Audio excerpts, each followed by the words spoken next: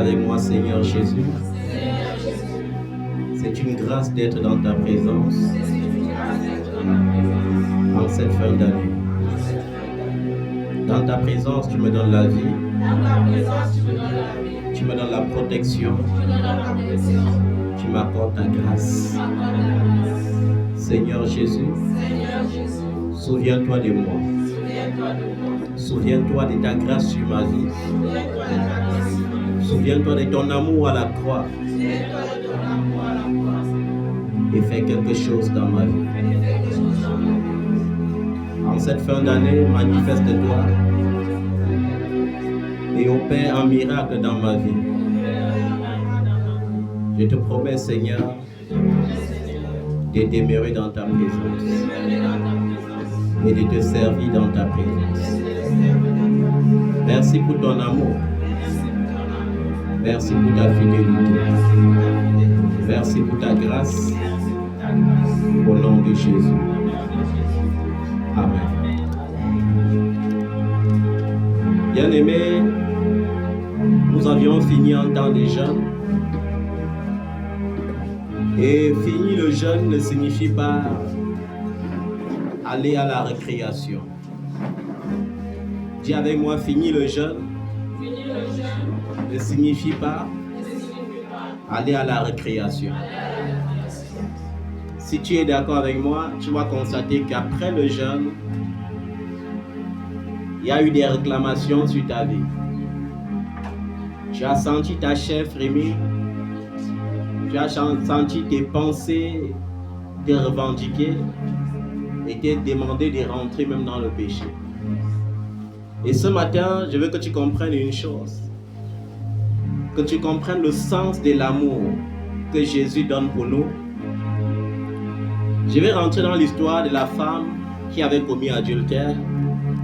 Pour ceux qui connaissent l'histoire, c'est dans Jean chapitre 8, au verset 11. Et également dans l'histoire de l'aveugle qui avait été guéri, dans Jean chapitre 5, verset 13 à 14.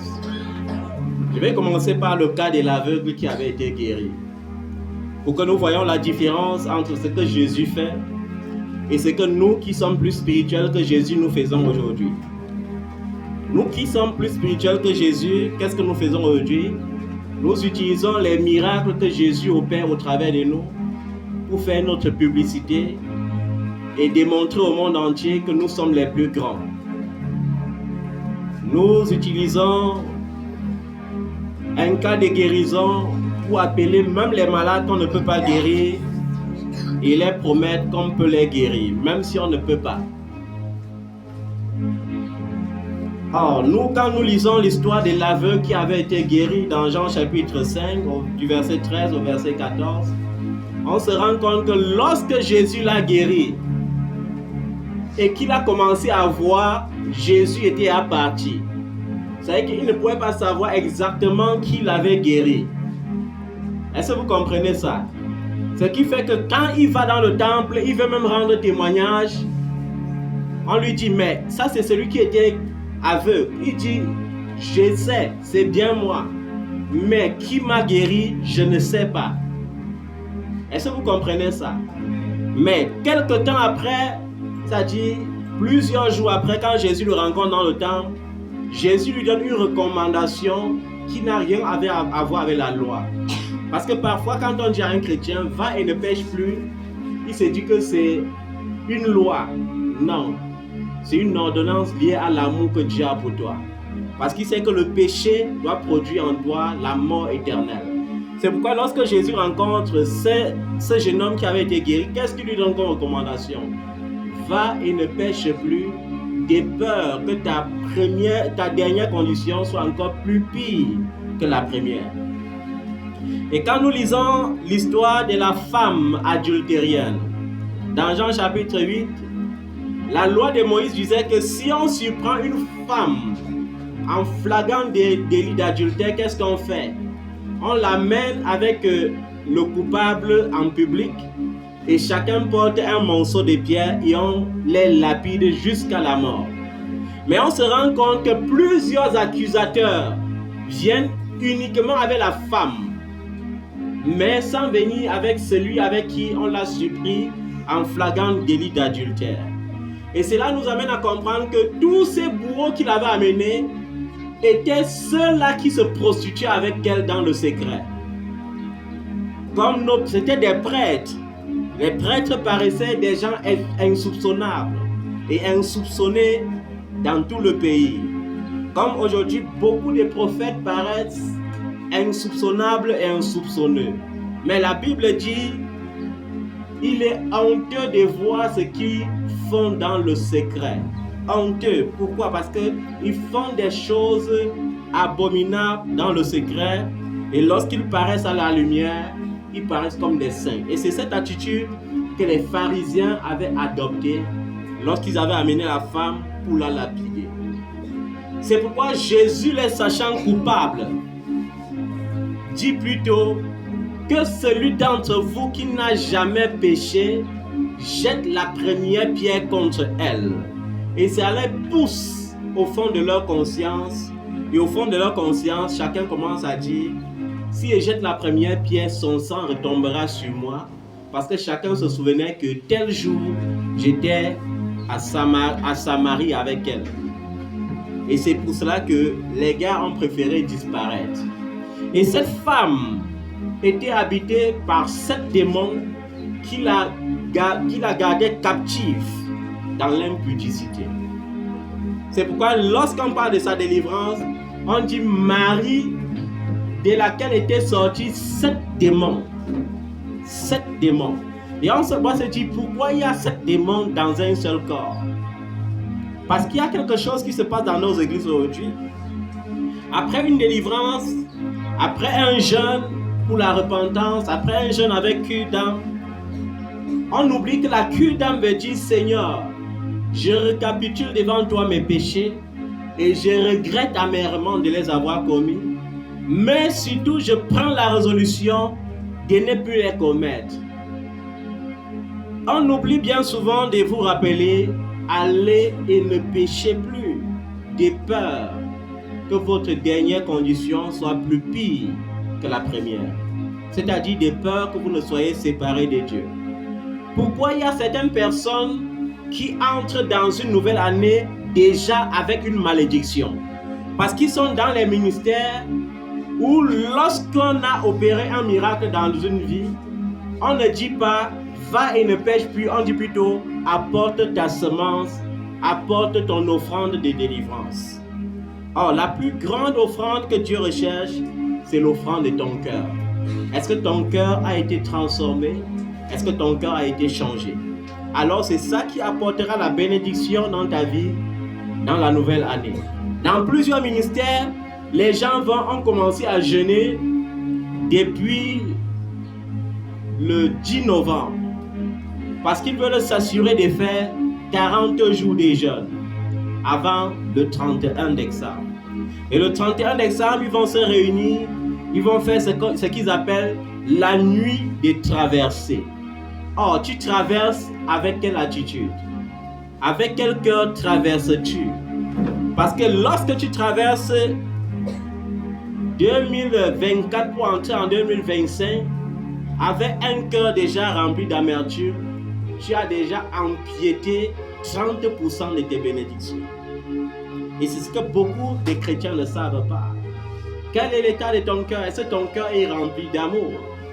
Alors, lorsque tu traverses 2024 pour entrer en 2025, avec un cœur qui a totalement pardonné, avec un cœur sans amertume, tu es sûr que tu possèdes déjà 50% de tes bénédictions durant l'année 2025.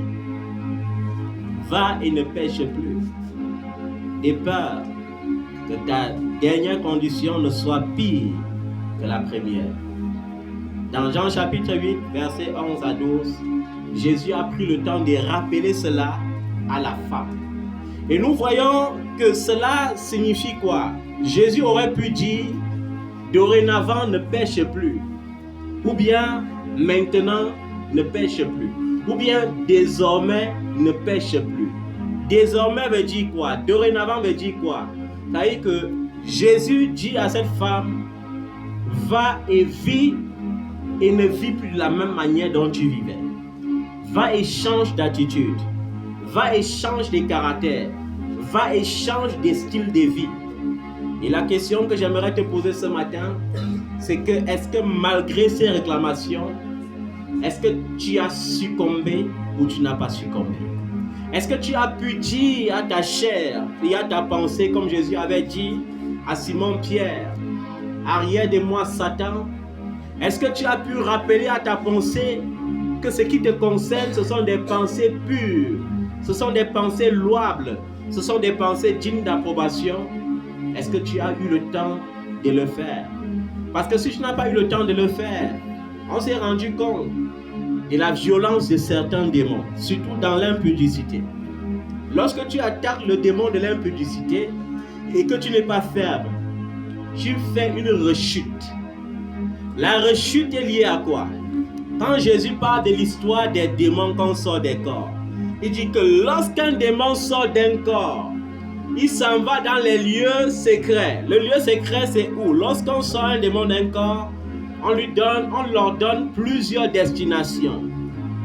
Lorsque Légion voulait sortir de cet homme qui vivait dans les sépulcres, Légion avait supplié Jésus en disant: ne nous envoie pas maintenant dans les lieux du tourment. Envoie-nous dans ces pourceaux.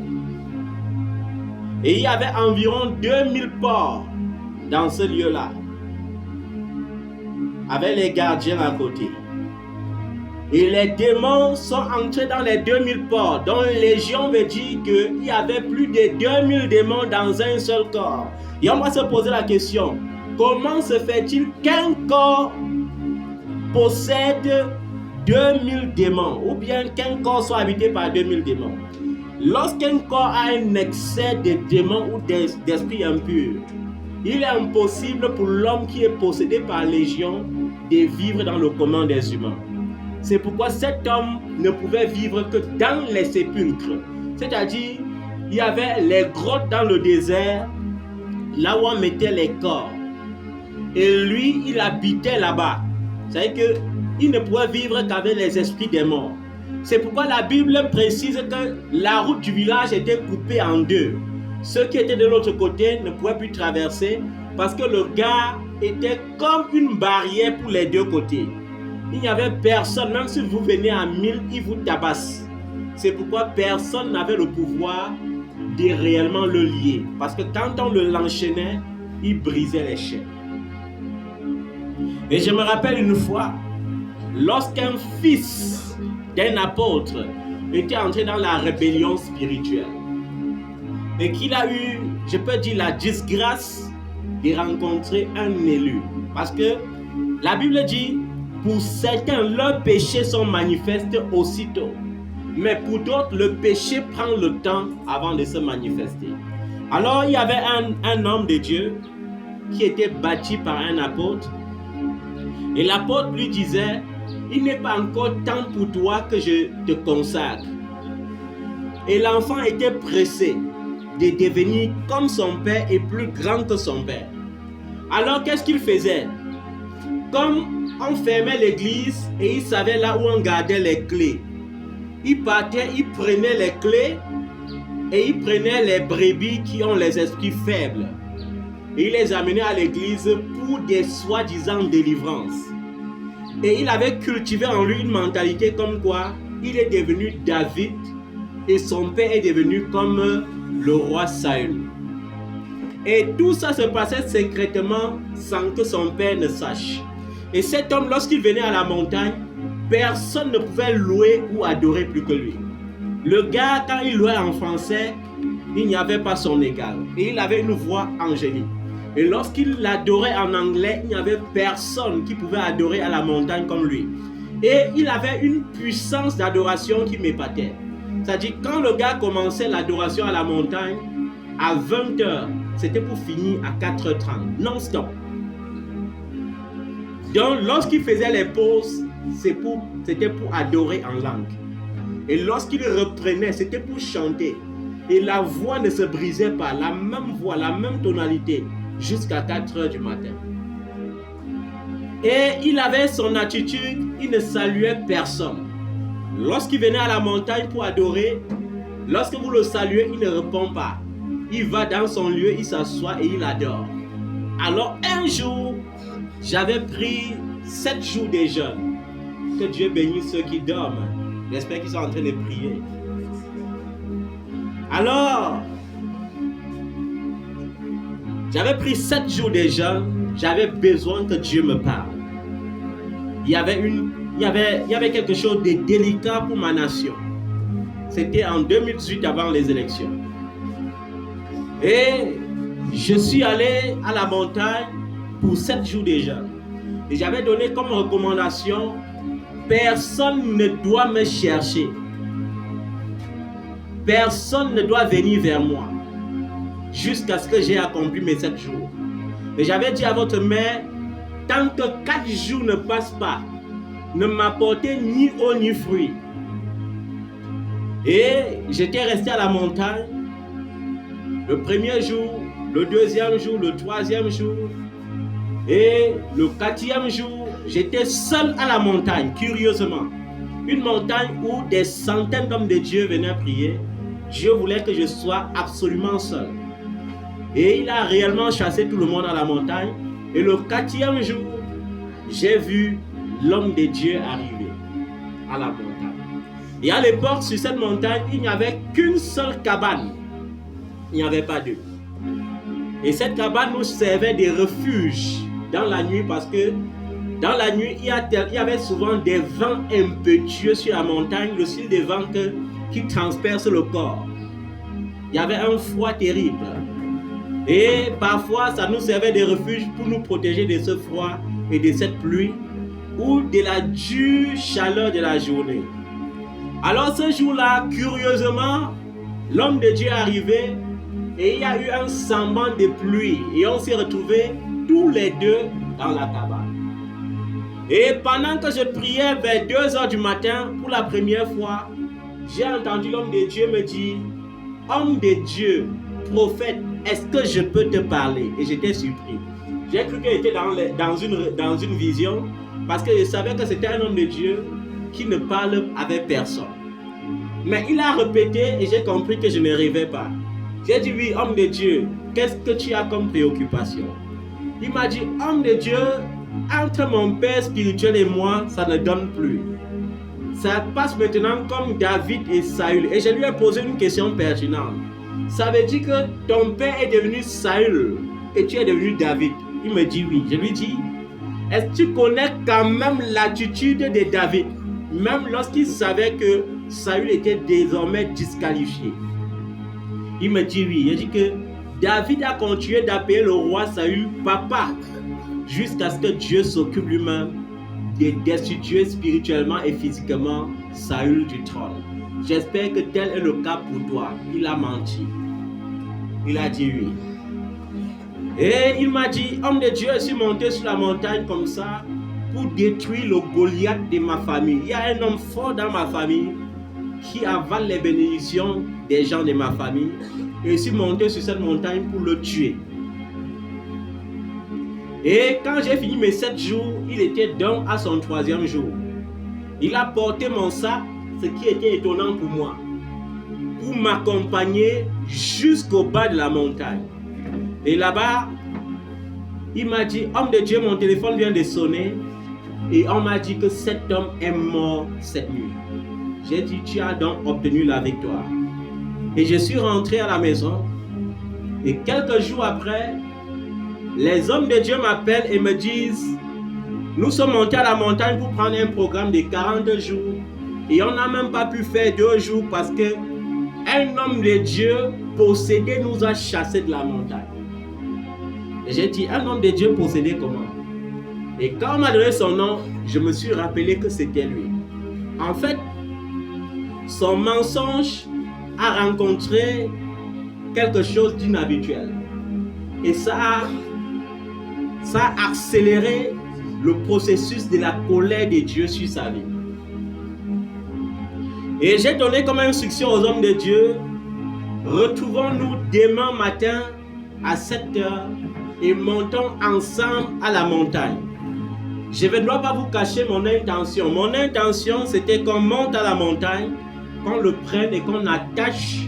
Il y avait un arbre à la montagne là, qu'on l'attache là-bas et qui jeûne pendant 3 jours et qu'on le délivre. Mais lorsque nous sommes arrivés au sommet de la montagne ce matin-là, il n'était plus là. Il avait commis ses derniers forfaits la nuit. J'avais un fils aussi très zélé à l'époque. J'avais un fils que certains d'entre vous connaissent, le prophète Samuel. Et lui, il n'avait pas respecté l'instruction que j'avais donnée parce que c'était un fils trop zélé qui se sentait souvent trop spirituel. Et cette nuit, n'ayant pas respecté les instructions, il a pris un autre fils qu'il bâtissait et une maman qu'il disait qu'il partait passer une nuit de prière avec elle pour l'imparter. Et l'homme de Dieu possédé les a attendus lorsqu'ils ont traversé la dernière maison. Pour ceux qui partent sur la montagne, il y a une dernière maison là qu'on traverse avant d'entrer maintenant dans les champs pour commencer à avancer. Et l'homme de Dieu les attendait là-bas. Et à l'époque, il n'y avait pas les escaliers là-bas. C'était une pente brute. Et quand il pleuvait, pour descendre là-bas, ce n'était pas facile. Alors l'homme de Dieu les a attendus et il a pris les cailloux. Et quand ils sont arrivés, il a commencé seulement à lancer les cailloux. Et ne sachant d'où les cailloux venaient, il a pu quand même apercevoir quelqu'un dans le maïs. Et quand il a bondi, parce que c'était un homme de Dieu petit de corps. Mais un homme qui est petit de corps et possédé par les démons peut renverser toute une nation. Alors l'homme de Dieu l'a projeté et il ne comprenait plus. Il s'est dit mais il a senti que c'est une force qu'il ne peut pas affronter. Et la pauvre maman d'autrui, elle était obligée de tomber et s'enrouler dans la boue pour se retrouver là-bas en bas. Son fils était obligé de courir sans chaussures. Et lui-même le prophète, un pied de chaussures ne pouvait plus trouver. Alors il suis resté chez moi dans les 20 heures et on a frappé à la porte. Et j'ai vu une maman avec la boue. J'ai vu le fils que le prophète voulait imparter sans chaussures. Et le prophète aussi avait un pied de chaussures. Et je me suis écrié. J'ai dit, donc il y a un démon qui est descendu à la montagne pour donner un esprit de folie à tous ceux qui viennent prier ou quoi. Il me dit, non, homme de Dieu, ce n'est pas ça. Et il m'explique ce qui s'est passé. Et j'ai dit, donnez-lui de l'eau afin qu'il se lave. De peur que les gens du monde interprètent que nous, on est entrés à la montagne porter les esprits de folie. Et vous voyez, parfois, les péchés de certains se manifestent aussitôt. Pour d'autres, prennent du temps avant de se manifester. Mais je ne veux pas que tu expérimentes ce genre de choses. C'est pourquoi je prêche ce matin pour t'éveiller. Parce que lorsque tu as officialisé un péché dans ta vie, le péché aussi, même s'il était naturel, finit par inviter un esprit dans ta vie. Et cet esprit, sa responsabilité, c'est de te maintenir dans ce péché. C'est de te donner même des versets bibliques qui vont te faire croire que ce péché est normal. C'est de répertorier les hommes de Dieu dans la Bible qui ont vécu de cette manière semblable et de te dire, c'est normal ce que tu vis. Comme une femme, une de mes filles en Côte d'Ivoire m'avait contacté un jour pour me dire, mais papa, si dans l'Ancien Testament, les prophètes avaient le droit d'avoir plusieurs femmes, pourquoi vous les prophètes d'aujourd'hui, vous dites que vous devez avoir une seule femme? Et j'ai senti qu'il y avait un péché dans sa vie. Et quand j'ai ouvert mes yeux, j'ai vu que c'est son leader qui lui prêchait cela. Alors, qu'est-ce que son leader, en tant que prophète, lui avait dit? Son leader lui avait dit, l'homme avec qui tu vis, qui est ton mari, qui t'a doté et qui t'a épousé, n'est pas ton mari. Mais moi, je suis ton vrai mari. Et parce qu'elle lisait la Bible, elle a dit à l'homme de Dieu, mais homme de Dieu, comment ça se fait? Si j'allais être ta femme, est-ce que Dieu allait permettre qu'un homme vienne d'abord me doter et m'épouser avant qu'il devienne ta femme? Et l'homme de Dieu a dit, la preuve est qu'il est musulman. Oh, toi tu es chrétienne. Et il y a les hommes de Dieu. Je ne sais pas si on va les appeler hommes de Dieu, mais on va aussi les appeler comme ça. Et elle avait cultivé cela dans son esprit. Et pour finir, elle avait même pensé que c'était raisonnable. Donc le rôle du démon parfois, lorsque tu as fini un jeûne, il a été chassé. Maintenant, il voit que la maison est balayée et la maison doit être ornée. Une maison balayée et ornée, parce que les démons aiment aussi la saleté. Je parle aux gens qui aiment la saleté ici. Ils aiment même les maisons sales, même physiquement. C'est pourquoi, lorsque la maison est sale, ça devient un nid de cafards. Mais si tu balais constamment, pour finir, même les cafards vont se fatiguer, ils ne vont plus habiter là. Mais si tu négliges, ils vont trouver un terrain fertile. C'est la même chose avec ton corps. La Bible dit à propos des démons que lorsqu'un démon sort d'un corps, il s'en va là où on l'a orienté. Si on a dit va dans le lieu désert, il va dans le lieu désert. Maintenant, la Bible dit qu'il rôde pour guetter l'état de ta maison. Si c'était le démon de la fornication, il voit que ta pensée commence à cultiver encore les désirs de la fornication. Il dit que voilà une porte d'entrée. Il vient, il passe par tes pensées. Maintenant, s'il te pousse à l'acte, qu'est-ce que la Bible dit? La Bible dit qu'il s'en va chercher 7 autres esprits plus puissants et plus méchants que lui. Et ils viennent s'installer dans ton corps. C'est-à-dire qu'un démon qui était en toi invite 7, ils deviennent 8. Tu viens encore à l'église, tu adores Dieu, ça les énerve. Et quand ça les énerve, ils disent que l'enfant, elle nous met mal à l'aise avec sa lumière de Jésus-Christ là. Alors, se sentant mal à l'aise, ils t'attendent dehors. Ils t'attendent où? Dehors. Lorsque tu entres dans la maison du Seigneur, eux, ils t'attendent dehors. Quand tu sors, s'ils voient que ta pensée a été transformée, ils rentrent. S'ils voient que ta pensée n'a pas été transformée, ils te récupèrent encore dehors et ils rentrent avec toi. Et lorsque tu pars maintenant avec eux à la maison, si tu passes encore à l'acte, voilà. S'il y a un autre démon qui était invité à la table, ce démon va aussi chercher 7 autres démons. Ils viennent encore s'installer. C'est-à-dire que toi, tu étais à un démon, après tu te retrouves à 8, après tu te retrouves à 16 démons dans le corps. Ainsi de suite, c'est comme ça que les gens finissent par devenir possédés. Et plus ils seront nombreux, et plus ils vont te rendre laid ou laide. Ils vont te rendre comment? Laid ou laide. Je parle ici de ta condition physique. C'est pourquoi le démon possédé par Légion, il ressemblait maintenant à un animal. Et un animal sauvage ne peut pas cohabiter avec les hommes. C'est pourquoi il habitait dans le cimetière. C'est pourquoi parfois, certaines parmi vous vont dire, pourquoi avec toute ma beauté-ci, on ne me voit plus? Ou bien pourquoi avec toute ma beauté-ci, j'ai eu le cas là avec une jeune fille que Dieu avait créée très belle physiquement, mais le plus grand des hommes qui venait lui faire la cour, c'était un moto-taximan. Si elle échappe au pousseur ou à celui qui pousse la brouette, c'est pour tomber sur un moto-taximan. Et quand elle tombe sur un moto-taximan, ce n'est pas sur un moto-taximan responsable. C'est un moto-taximan comment? Bien drogué. Et pourquoi? Parce que le démon qui était en elle se chargeait de la rendre ridicule malgré sa beauté. Tu es belle, mais tu ne peux faire des enfants qu'avec des voyous. C'est-à-dire que non seulement tu n'arrives pas à bien manger, mais tu te retrouves avec une grossesse, avec un voyou que quand tu pas dit je veux déjeuner, il te gifle. C'est-à-dire que la réponse à ton déjeuner, c'est une paire de gifles. Et plus la grossesse avance, quand tu lui parles de layette, plus il va te taper. Vous voyez? Et c'est ça le but de l'ennemi dans notre vie. C'est pourquoi chaque bénédiction biblique est conditionnée par le si. Et ceci me pousse à vouloir entrer dans Deutéronome 28 pour qu'on comprenne les bénédictions que nous aimons citer dans nos vies.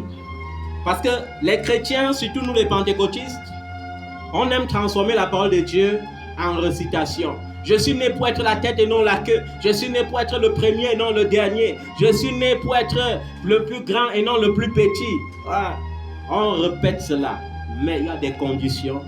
Dieu veut que ce soit ainsi, mais il y a des conditions à remplir pour que ce soit ainsi.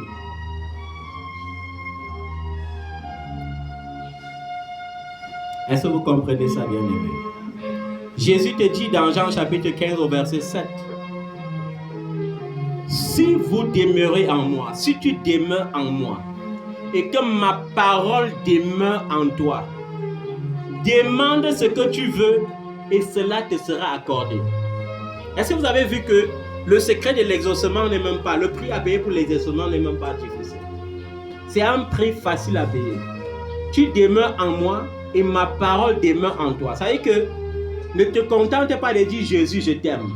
Prouve ton amour envers moi en mettant ma parole en pratique. Alors demande-moi tout ce que tu veux et je vais te donner. Est-ce que tu comprends ça? Jésus nous a affranchis de la loi. Nous sommes totalement indépendants quant à la loi de Moïse. Mais la grâce a un prix. Le prix c'est quoi? L'obéissance. Si tu demeures en moi et que mes paroles demeurent en toi, alors demande-moi tout ce que tu veux et je vais te donner. C'est ce que Jésus te dit ce matin. Est-ce que tu comprends ça, bien-aimé? Et comme je disais, je veux rentrer encore dans le livre de Deutéronome, le chapitre 28 précisément. Pour que tu comprennes que les bénédictions sont conditionnées. Dans Deutéronome 28, qu'est-ce que le Seigneur te dit? Si tu obéis à l'Éternel, si veut dire quoi? Il y a une condition. Si tu obéis à l'Éternel ton Dieu, en respectant et en mettant en pratique tous ses commandements. On n'a pas dit certains parce que on nous connaît, nous les chrétiens. Chacun part dans la Bible, il choisit ce qu'il peut, il s'accroche sur ça et l'autre il efface. Quand un péché t'a vaincu, quand tu lis la Bible, tu arrives sur ça, tu fais comment? Tu suivras. Tu ne lis pas. Tu dis que non, pour soulager ma conscience, je sors d'abord la page ici. Il y avait un somme qui me faisait, il y avait un somme de David qui me faisait cet effet-là. Et jusqu'aujourd'hui, quand elle lit ce somme-là, ça me dérange toujours un peu. Pourquoi? Parce que qu'est-ce que David dit dans ce somme-là? Il dit à Dieu, Seigneur, si tu sondes mon cœur et que dans mon cœur tu trouves un péché, alors traite-moi comme un coupable. Chaque fois qu'il lisait le somme, quand il arrive sur ça, il dit, hey David, même toi tu as fait fort. Tu dis quoi comme ça à Dieu?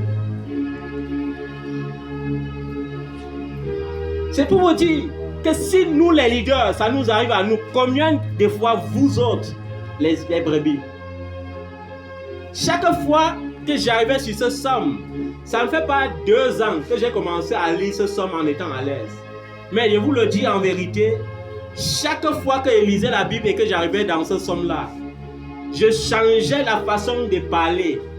Et il dit, Seigneur, tu sais tout. Si tu m'as rendu juste, alors que c'est le contraire que David disait. Il ne disait pas à Dieu, si tu m'as rendu juste. Il dit, Seigneur, je suis innocent, je ne suis pas coupable. Il disait que, hé Dieu, déjà cela, ça peut prendre ma tête. Et quand j'arrivais sur ce somme-là, je sautais toujours. Je sautais toujours. Et c'est ce qui arrive à certains chrétiens. Quand ils lisent la Bible, ils arrivent là, ils voient que ni idolâtre, ni cupide, ni voleur, ni ravisseur, ni menteur n'hériteront du royaume des cieux.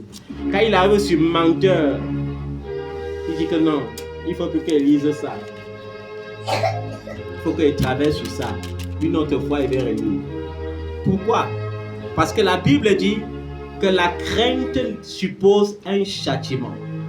Il n'y a pas de crainte dans l'amour. Quand il sait que j'aime Dieu de tout mon cœur et que Dieu m'aime, alors je n'ai pas peur d'appeler Dieu papa. Je n'ai pas peur de l'appeler mon ami. Est-ce que vous comprenez ça? Mais si tu sens déjà que la crainte de Dieu, parce que la crainte de Dieu n'est pas la peur de Dieu. Si la crainte de Dieu se transforme en peur en toi, c'est qu'il y a le péché qui triomphe bien dans ta vie. Parce que quand on est dans le péché, on a peur de la présence de Dieu. Et j'espère que par cet évangile ce matin, non seulement vous tous qui êtes ici en Afrique, mais également tous mes enfants à travers le monde entier, doivent comprendre pourquoi il sera important pour eux d'avoir un cœur transformé avant d'entrer en 2027. Parce qu'ils sont dans des ministères où on prêche tout sauf la sanctification. On prêche tout sauf le pardon. On prêche tout sauf le vrai amour. On les prêche seulement, oh, ta carte de séjour là, tu l'auras cette année. Tu réponds Amen, l'année finie. On te répète encore ça, tu l'auras encore plus tôt cette année. Dieu ne peut pas échouer. Tu dis encore Amen. Tu continues de vivre dans ta vaine manière de vivre. Après, c'est la même chose. Tu auras ton visa cette année. Réponds Amen fort comme le tonnerre. Ce n'est pas ton Amen fort comme le tonnerre qui apporte la bénédiction.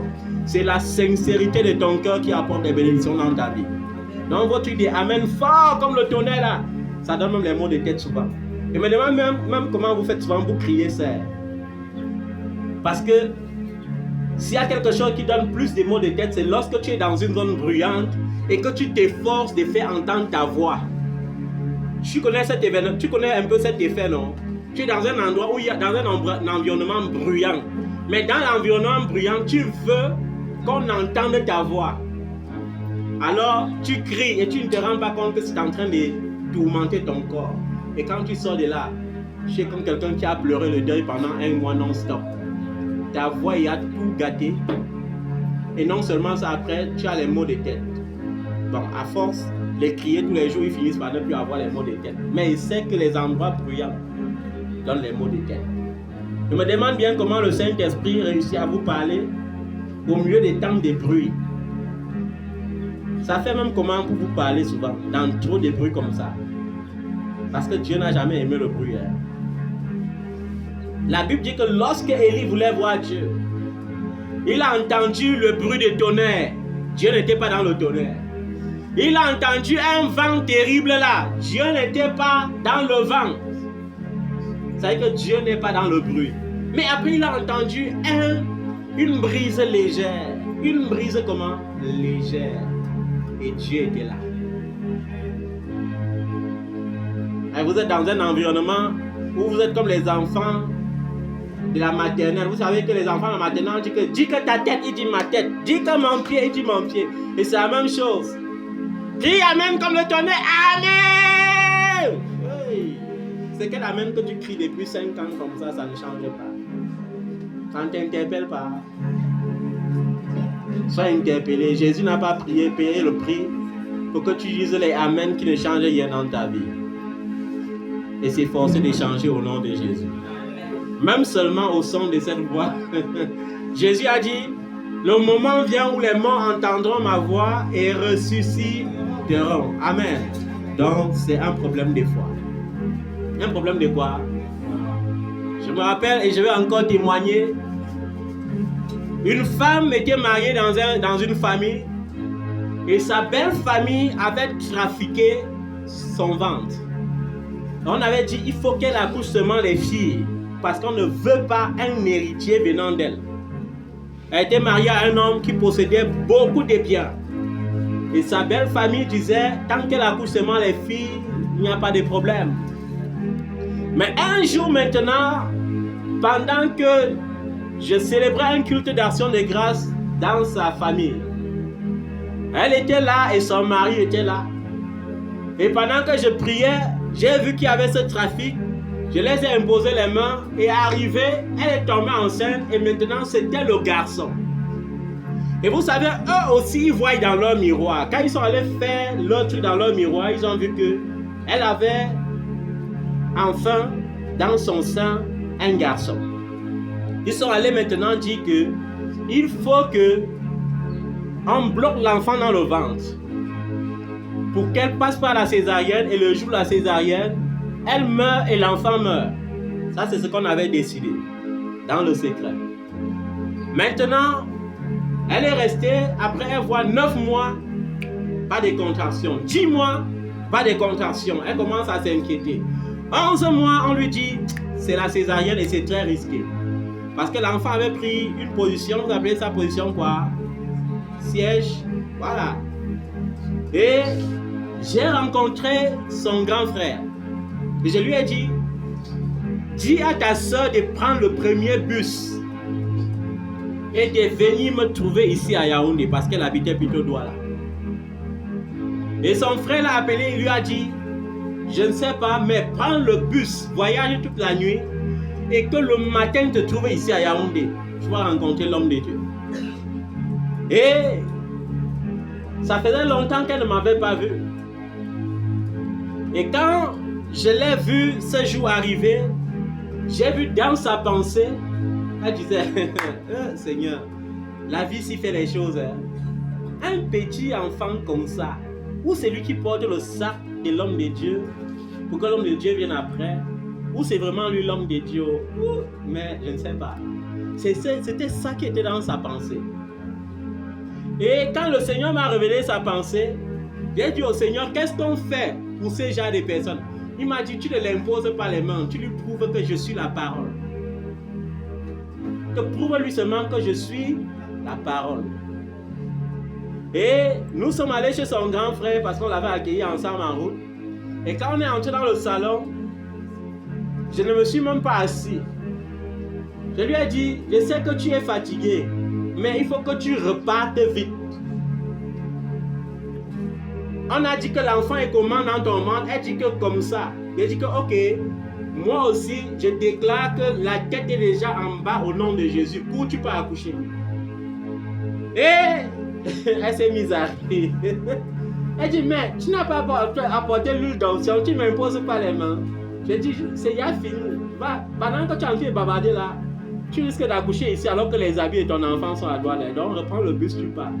Et comme son grand frère me connaissait, son grand frère lui a dit que, maman, pardon, reprends seulement le bus, Et elle a repris le bus de 8h, elle est rentrée, et à 16h, elle a enfanté un garçon par voie basse.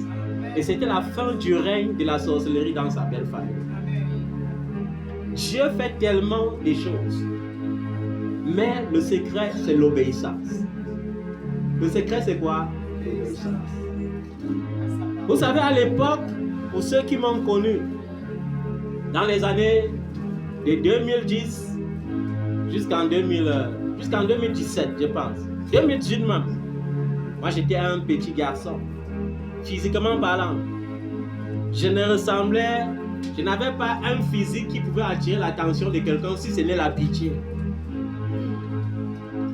Et j'ai décidé de prendre du poids le jour où une de mes filles qui venait de France pour le Cameroun m'a dit, papa, il voulait te garder un vêtement, c'est quoi ta taille? Et je lui ai dit au téléphone, ma fille, vos affaires de taille, je ne connais même pas.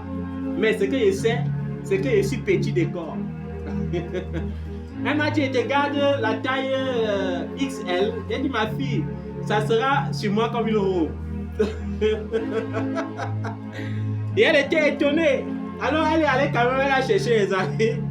Et quand elle est venue au Cameroun, on s'est vu physiquement pour la première fois. Et elle a vu dans sa tête, elle disait, mince alors. Celui-ci, il est venu homme de Dieu même comment, quand même. Parce qu'ils sont habitués à voir les hommes de Dieu qui ont des vestes, ils ont des grosses voitures. Elle vient voir quelqu'un en jean là comme ça. Elle dit, merde, non, c'est même de toi qu'on parle en France, c'est vraiment toi. Elle était dépassée. Et ce jour-là, j'ai dit à Dieu, ok, on va faire quelque chose ensemble, on va faire une nouvelle expérience par la parole. Je suis allé à la montagne et j'ai dit au Seigneur, j'avais combien de kilos à l'époque? J'avais 60 kilos. J'ai dit au Seigneur, tu vas me donner 12 kilos dans les 2 jours qui suivent. Imaginez-vous, 12 kilos en 2 jours. Je suis rentré à la maison et même votre mère ne savait pas ce que je suis allé faire à la montagne avec mon Dieu. Et 2 jours après, je sors de la maison pour me balader. Quelqu'un dit, mais est-ce que c'est vraiment lui? Je dis, il y a quoi? Mais c'est toi le prophète Simon. Je dis, c'est quoi papa, tu es malade? Je dis, il y a quoi? Comment tu es devenu gros comme ça? Vous savez, quand tu prends le genre de poids là, tu ne sens pas que tu as pris le poids.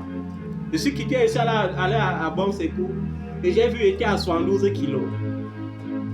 Et les gens ont commencé à parler à gauche et à droite. Pour finir, ça m'a même encore inquiété. Je dis, mais Dieu, peut-être j'ai dérangé. Qu'est-ce qui ne va pas? Et je suis allé encore dans le secret. j'ai cherché une potion. Je suis venu dire à votre mère, bois-moi ça, je vais boire. Et j'ai dit, quand je vais boire ça, je vais perdre 10 kilos. Et quand j'ai bu, en moins d'une semaine, j'étais quitté de 72 kilos à 62 kilos. Et la mère croyait que bon, c'est un truc que j'ai composé avec mon intelligence. Elle a dit, papa, est-ce que tu peux me donner aussi la potion là et boire? Elle a dit, maman, je ne connais même pas quelle est la formule. Mais ce jour-là, elle lui a dit, je sens que le poids là, ça parle aussi. Je vais reprendre mon poids, mais cette fois-ci, je dois doubler. Et les 1 mois qui suivaient, j'étais quitté de 62 kilos à 77 kilos. Sans manger de trop et sans augmenter la dose de ma nourriture et sans prendre quoi que ce soit. Et c'est depuis le temps là que je n'ai plus jamais eu 60 kilos ni 70 jusqu'au bout. Et j'ai compris qu'il y a cette possibilité que Jésus est la parole de Dieu qui a tout créé. Et que par la parole, tu peux créer tout ce que tu veux dans ta vie. Et je disais à votre mère, si tu veux, déclare. Parce que moi, je sais seulement déclarer. Amen. Je sais seulement faire comment. Même l'autre jour, un de mes fils, qui est homme de Dieu, m'a dit, papa, tu connais quelque chose qu'on peut prendre pour prendre le poids? Je lui ai dit, je connais la parole. Parce que Jésus est déjà ma paix. Si je suis en paix et tranquille, je demande au poids de venir, le poids doit venir, c'est automatique. Est-ce que vous comprenez ça? Ce que je prêche, ça n'a rien d'extraordinaire. Ce sont les préliminaires des miracles que tu as le droit de vivre dans ta vie. Donc aujourd'hui, tu sais que ce n'est pas par la force, ce n'est pas par l'intelligence, mais par la foi, tu peux tout transformer. C'est la même chose avec ta situation. Et c'est pourquoi il est bon toujours de dire avant que ça n'arrive, de peur que les gens l'interprètent mal. C'est pourquoi à un moment donné, la même chose doit se produire avec les finances. Parce qu'un jour, je vais m'asseoir dans le secret et je vais dire que, mais Seigneur, quels sont ces enfants qui négligent tellement ton œuvre, qui négligent tellement ton serviteur? Tu te vantes que tu as les enfants partout. Tu as les enfants qui sont infirmiers, qui sont sages-femmes. Tu as les enfants qui sont aides-soignants. Mais ta vie est tout lamentable, misérable. Un jour alors, je vais aller dans le secret. Ça sera la même chose avec le poids. Vous connaissez ce que c'est que quitter de 60 kilos à 72 kilos en 2 jours, n'est-ce pas? C'est la même chose que quitter de 10 000 francs de ration à 500 millions en moins d'1 mois. Pour ceux qui connaissent bien mon Dieu, pour ceux qui connaissent que Dieu est infiniment riche. Ça veut dire que instantanément, tu te lèves comme ça, tu dis que bon, le bureau s'il ne mérite plus la mission évangélique internationale. Je veux un bureau qui a 500 mètres carrés. Et tu te lèves et instantanément tu produis cela. Je sais que Dieu peut le faire. C'est pourquoi j'ai dit aux hommes de Dieu, vous passez le temps à inventer les versets bibliques qui n'existent pas. Vous dites que pour vous consulter, il faut payer la consultation parce que c'est ça qui paye la lumière du temple. Parce que c'est ça qui paye le loyer du temple. Il faut que les gens s'aiment parce que sans ça, vous ne pouvez pas construire le temple. C'est faux. Dieu connaît son œuvre et Dieu prend soin de son œuvre. J'ai dit à un homme de Dieu dans mon bureau l'autre jour qu'avec l'expérience que j'ai faite avec Jésus, j'ai compris que tu peux servir Dieu sans rien prendre au peuple de Dieu et bien vivre. Et parce qu'il était renfermé dans le genre d'évangile ou non, pour aller rencontrer le prophète, il faut payer d'abord 10 000, il faut payer comme ça, il était renfermé dans ça, il était dépassé. Il était dépassé. Ta vie ne doit pas être une vie d'échec, sauf si tu veux. Est-ce que tu as vaincu le péché? Est-ce que tu l'as vaincu? Si tu obéis à la parole de l'Éternel ton Dieu, en respectant et en mettant en pratique tous ces commandements que je prescris aujourd'hui, l'Éternel ton Dieu te donnera premièrement la supériorité sur toutes les nations de la terre. La supériorité sur quoi? Sur toutes les nations de la terre. Ça me rappelle quelque chose que j'ai vécu une expérience que j'ai vécue vendredi. J'étais dans le bureau de certaines personnes trop élevées dans cette nation. Et pendant qu'elle causait à la personne, à un moment donné, j'ai vu dans sa pensée, la personne était étonnée. Merde. Wow. Ça, c'est même qui m'aime. Comment il fait même pour entrer ici? Comment il fait même pour percer?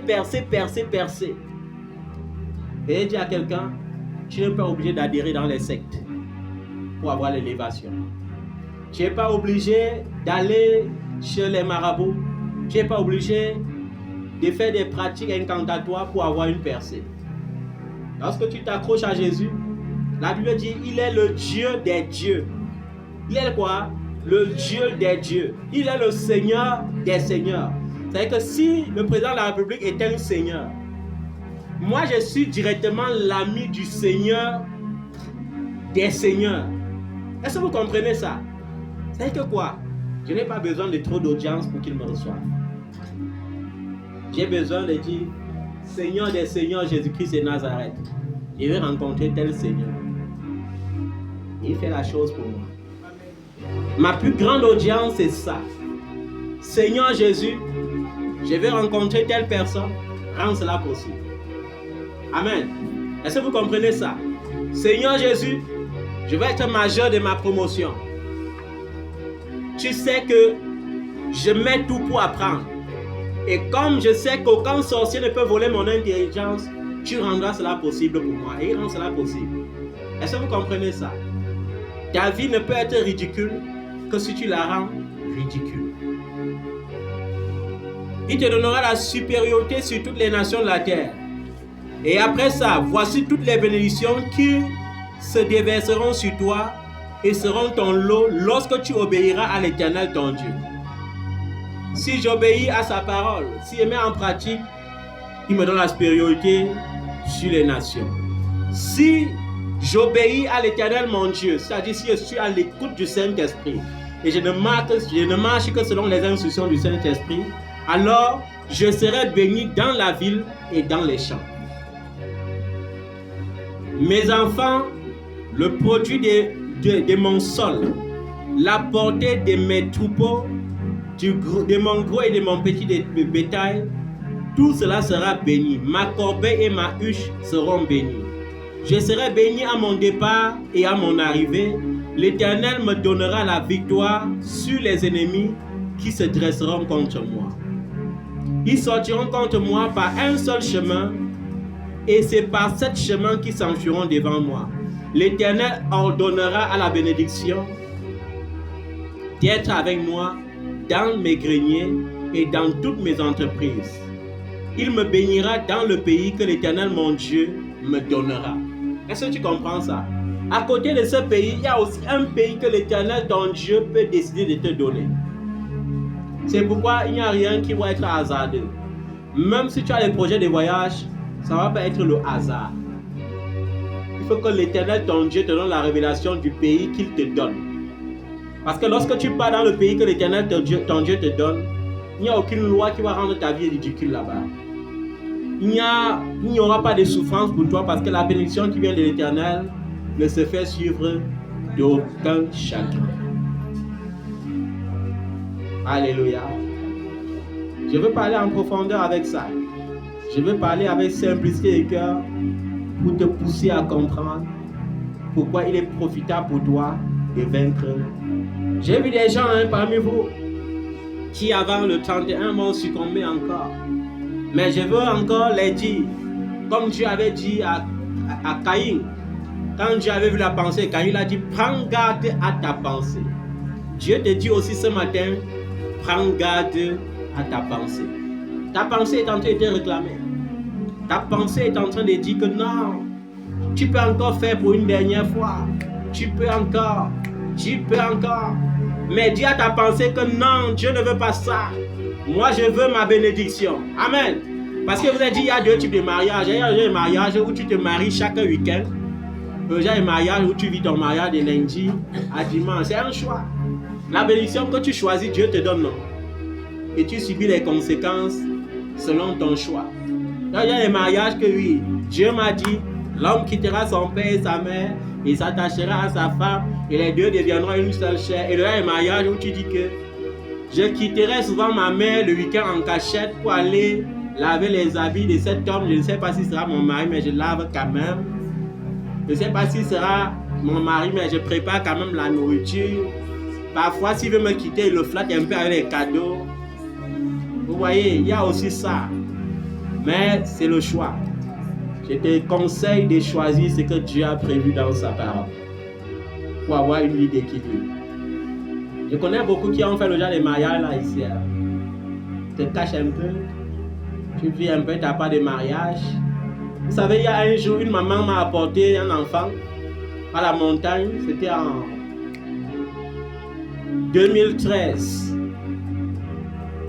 Et la maman a pleuré devant moi. Oh, les sorciers ont attaqué ma fille. Oh, Seigneur, ma fille est intelligente. Les sorciers ont attaqué ma fille. Ma fille ne voit plus ses règles depuis 4 mois. C'est de la sorcellerie. Et tellement elle a pleuré, j'ai dit que mais c'est qu'il y a un sorcier qui fait pleurer une mère comme ça. Alors que la sorcellerie, c'était la grossesse. Vous voyez comment on donne le travail aux hommes de Dieu, non? Après, quand Dieu m'a donné la révélation de Marie, vous savez ce que la mère me dit? Ma fille ne connaît pas les hommes. Oh. Ma fille ne connaît pas les hommes. Elle ne connaît pas. Je dis, ok, rentre à la maison alors. Et elles sont rentrées à la maison. Et la résolution qu'elle a prise, c'était quoi? Aller faire avorter sa fille. Vous voyez? Comment on donne le travail aux gens? On a volé mes règles.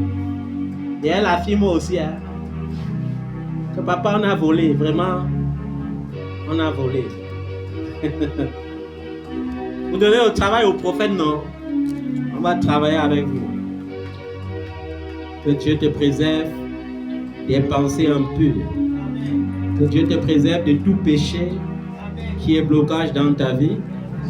Que Dieu te donne la victoire sur le péché qui peut empêcher ta bénédiction. Que Dieu te donne la victoire. Vous savez, je connais dans vos ministères puissants là, actuellement, on est en train de jeûner. Après le jeûne, on doit dire il faut s'aimer, hein, les semences fortes pour l'année 2025. Mais il dit que la plus grosse semence pour 2025, c'est la pureté de ton cœur. Moi, je ne prêche plus sur les trucs comme la semence parce que c'est que chacun sait qu'il va rendre grâce à Dieu en fin d'année. Est-ce qu'il va venir être le genre d'homme de Dieu qui va te dire que ça c'est décembre, viens remercier le Seigneur pour tout ce qu'il a fait pour toi? Non, non, non, je n'ai pas le temps là. Non, non, non. J'ai le temps de te dire que prépare-toi à recevoir davantage. C'est à toi de savoir qu'il est temps pour toi de s'aimer. Il y a des enfants qui attendent qu'on les prêche encore, par exemple, les prémices. Est-ce qu'il peut prêcher les prémices à quelqu'un? Jamais. Qui connaît ce qu'on appelle prémices même ici? Prémices, c'est quoi? C'est ton panier de l'année 2027. Prémices, c'est quoi? Prémices, c'est la toute première semence spirituelle.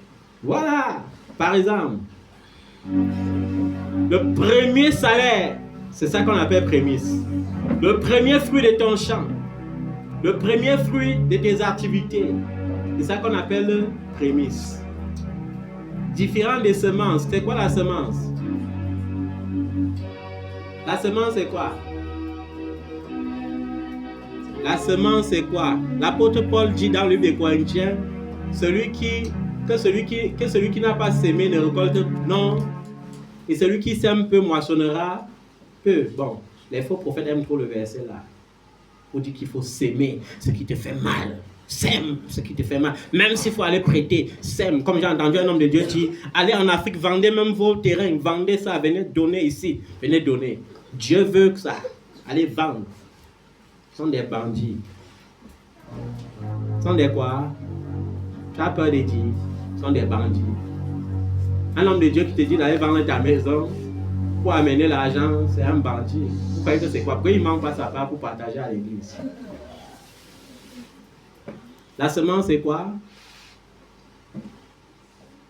La semence, c'est une action prophétique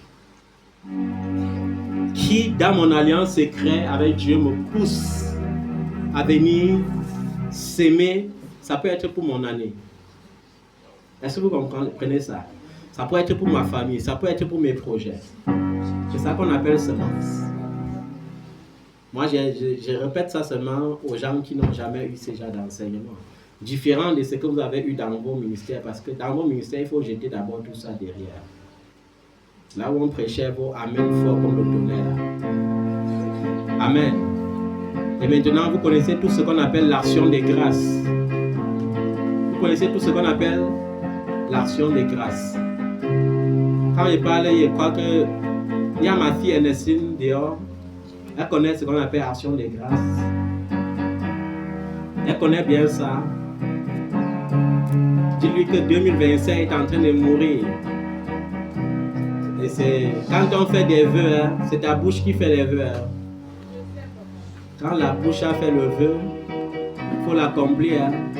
C'est pourquoi il dit toujours, ne sois jamais pressé de dire, je vais faire ceci pour le Seigneur, je vais. Parce que ça va te rattraper devant. Laisse le Seigneur mettre dans ton cœur le désir de ce que tu vas faire pour lui. Ne prends pas les engagements faux. Les engagements que tu ne pourras pas tenir, parce que ça va te tenir coupable devant l'Éternel, ton Dieu. Amen. Est-ce que quelqu'un a bien compris l'enseignement de ce matin? Et j'espère que ça a transformé quelqu'un. Et je vais prier s'il y a quelqu'un ici qui sent que le péché le réclame encore fortement, qu'il n'ait pas honte, qu'il se lève. Si tu sens que ça te revendique le genre que tu sens que tu vas tomber, il ne faut pas avoir honte, il faut te lever. Pour qu'on donne la honte à ce péché ce matin, une bonne fois pour toutes.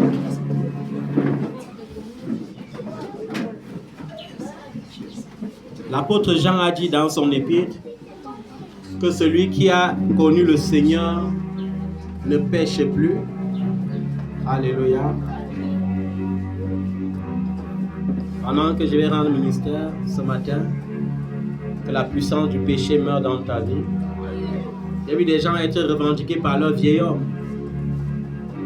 Les querelles, la colère, les querelles, la colère, les querelles, la colère, l'esprit hautain. J'ai vu les gens être revendiqués par l'adultère, la fornication, le mensonge, le vol. Il faut que cela cesse au nom de Jésus. Il a-haut, il a redonné la vie à mon âme après tant d'années de souffrance. Il a redonné la vie à mon âme. J'étais perdu, il m'a retrouvé. Il a redonné la vie à mon âme. Après tant d'années de souffrance, il a redonné la vie à mon âme. J'étais rejeté par ma famille. Il a redonné la vie à mon âme. Après tant d'années de souffrance, il a redonné la vie à mon âme. Il a